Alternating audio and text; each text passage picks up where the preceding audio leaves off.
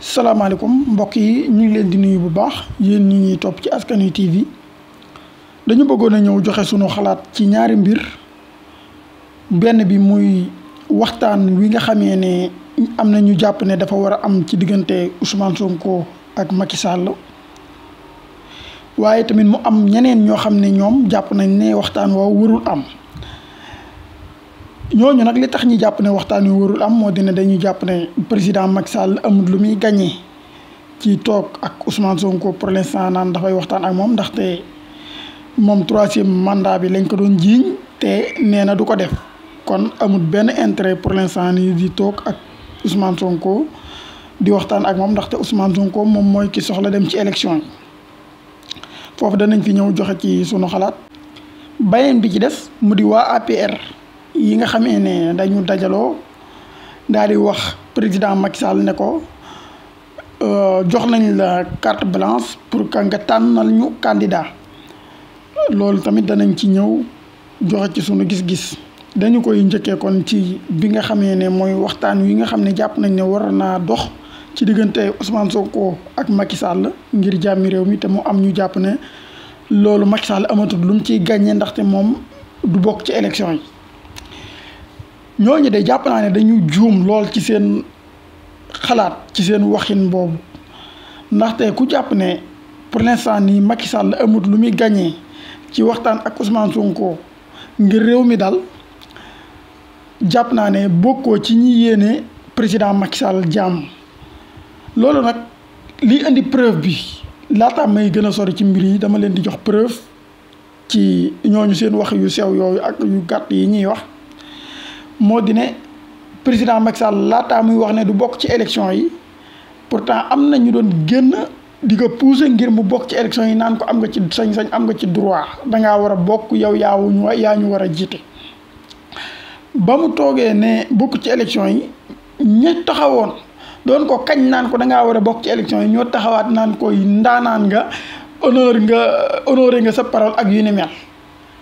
mais ñooña tey bu fekkonte ne président Macky Sall dafa leen a déggaloon daal di ne damay bokk ci élection yi est-ce que danañ taxaw tey naan ko yow ndaanaan nga yow ko honoré nga sa parole ak yu ni mel.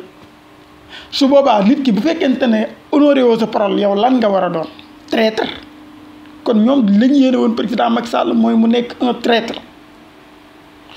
même personne yooyu nag ñooy taxawaat tey naan ko bul toog ak Ousmane Sonko amoo ci loo ciy gagné parce que yow bokkoo ci élection yi. mais ñooñu la ñuy fàtte moo di ne Sénégal am na ñaari affrontement yu fi jot a am 2021 ay affrontement am na fi mu am ay nit yu ci ñàkk seen bakkan 2023 bi ay affrontement amaat na mu am ay nit encore yu ci ñàkk seen bakkan te loolu mooy la ca gën a rëy am na ci ñoo xamante si ne torturé nañ leen ci ak yu ni mel. te pour l'instant nii moment yi ñuy wax am na plainte boo xamante si ne yóbbu nañ ko ci procureur bu CPI. plainte bi activé kul plainte bi peut-être mën naa activé wu mën naa bañ a activé wu mais tamit ça dépend ci li nga xamee ne moo mën a xewaat Sénégal ndaxte 2021 la fi xewoon amul woon ay preuve tangible yu nit ñi mën a téye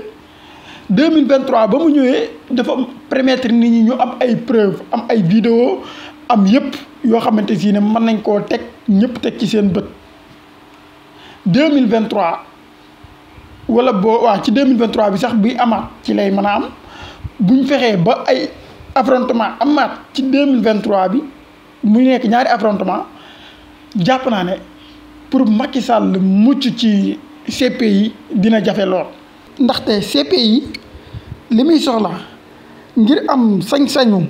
mën a ñëw ci benn réew daal di fay def ay enquête lu ci bari am na ci Sénégal. lii firndeel loolu moo di ne publication boobu ñu jàkkaar lool te CPI def ko ci publication bi CPI daf ciy expliqué ne torture ci crime contre l'humanité ci la bokk te boo xoolee plainte bi nga xamee ne moom la Juan Branco yóbbu fële ca CPI moom crime contre l'humanité moom la wiise. torture la wax ne torture képp te Sénégal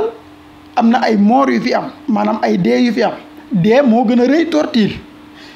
nit ay dee amee ci Sénégal noonu la amee ay torture yu fi am te torture yooyu ak dee yi fi am ba tey ji justice defagu ci liggéeyam te justice bu activé wul def liggéeyam atte ñi nga xamante si ne ñoom la war a atte ñi nga xam ne ñoom ñoo def torture yooyu ci doomu aadama yi ak ñi nga xamante si ne ñoom ñoo rey effectivement CPI dafay am droit dafay am sañ-sañu ñëw Sénégal daal di fiy def ay enquête ba pare am fi dossier. moo tax déjà nii rek moment yi fi mu tollagul nii peut-être CPI mën na bàyyi mu sedd daal di teg pression Sénégal ngir ñu def li nga xamante ne moo war ci torture yi ak moo war ci ñi nga xamante ne ñoom ñoo faat doomu aadama yi ngir ñu àtte leen fii ci Sénégal loolu mën na nekk CPI mën na teg pression bañ a ubbi dossier mais bis bu ñu sàgganaatee ba mu amaat ay affrontement gëm naa man ne su boobaa pour Macky Sall mucc ci CPI dina jafe lool te Macky Sall yaakaar naa li tax mu ne du def 3e candidature bokk na ci pour fexe ba gannaawam mu mën a toog noppaliku dara bañ koo topp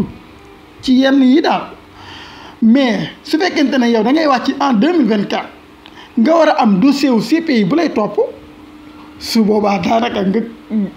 annoncé woon sa candidature dem ci élection yi même lu la ciy fekk même bu dee nit ñi dañuy génn sax génn mais nga dem ci élection yi gañ ko moo gën a sedd ci yow que ngay pare CPI di la topp. kon képp koo xamante si ne jàpp nga ne président Macky Sall amatul lu muy perte ci ay affrontement su amaatee ci réew mi yow sax gis-gis dafa gàtt lool dafa ndaw. président Macky Sall moo gën a toog moment yi ci aw xal su fekkee mën nañ koo waxee noonu. ndax am na fi ay nit yu ñu faat ci Sénégal te justice ba tey defagul liggéeyam ci dossier yooya loolu am na depuis 2021 ba tey ñi fi faatoon yéegaguñ fenn fi justice defeeguñ liggéeyam ndax am na fi ñoo xamante si ne dañ leen a torturer image u Pape Abdoulaye Touré bii daw ci internet bi de te ñëpp gis ko. wax nañu ne dañ koo torturer te image yi tamit daanaka loolu la gën a wane. na président xool ñàkk doon digal ngir mu def 3e candidature ba mu ne du ma def 3e candidature lan moo nekk seen réaction te même personne yooyu ñooy wëlbatikuwaat naan ko continuer nga affronter Ousmane Sonko continuer nga affronter rue bi parce que loolu moo fi nekk. am na ci loo xamante ne boo ko bëggee def forcément ay affrontement da nga ko dékkuwaat ci kanam te man jàpp naa ni. président Macky Sall ak ñi mu àndal bu fekkente ne dañu wax ne décision de justice képp ci la ñuy ŋooy pour que réew yi peut-être mën naa yëngu ci loola te Khalifa Sall ak Karim Wade décision de justice moo leen génne woon ci élection yi en 2019 mais président Macky Sall ak ñi mu àndal tey jii ñoo leen di xalal aw yoon ngir ñu bokk ci élection yi malgré que Khalifa Sall ak Karim Wade moment yii ñuy wax décision de justice moo ngi ci seen kaw ñu ne leen danañ leen boole ci ay élection kon gisatuma luy njariñu décision de justice bu war a mën a tax de réew mi di yënguwaat dëgg la décision de justice dañ ko war a respecter mais nag buñ koy respecter nañ ko respecter pour ñëpp. kon liñ lay dugal xool ci bu baax ña la cay dugal ndax seen intérêt moo tax ñu la cay dugal wala yow sa intérêt moo tax. te gëm naa ne seen intérêt képp moo tax ñu lay dugal ci mbir yi nga xamante si ne xam nañu ne boo ci duggee mën nga cee des. ndaxte nag dafay am loo xamante si ne dañuy wax ne lu ëpp tuuru te beneen affrontement loola dafay ëpp ba tuuru moo tax képp ku lay digal ci ne la demal nga demaat ci beneen affrontement mën nga koo gañe même boo ko gañeewee dina am ay éléments yoo xamante si ne dana gën a diisal dossier bi nga xamante si ne moo nekk CPI déjà lii moom ku la koy digal ku ne baye boo mu fàttaliku dossier wu CPI bi ndaxte lu mën a nekk la de ay président jot nañ faa jaar te ñooña ba ñuy toll ci seen nguur jàppoon nañu ne CPI mënu ci ñoom tous kon xoolal bu baax li ngay def ña la doon dugal ci 3e mandat ba nga ne bokkuma ca lan moo nekkoon seen réaction loola doy na sëkk pour nga xam ne ñoom seen intérêt moo taxoon ñu doon wax lii ñu la bëgg a dugal nii itam seen intérêt képp moo tax te doo ci am ndamit ndaxte li tax man ne doo ci am ndam mën nga kaa def am li nga bëgg mais lan ngay mujjee